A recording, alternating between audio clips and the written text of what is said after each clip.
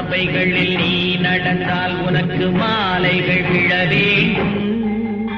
ஒரு மாற்று குறையாத மன்னவன் இவன் என்று போற்றி புகழ வேண்டும்.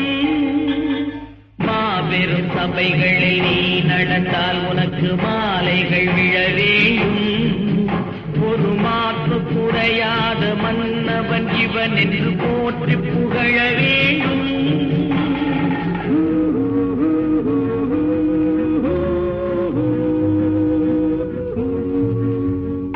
உன்னை அறிந்தால் நீ உன்னை அறிந்தால் உலகத்தில் போராடலாம்.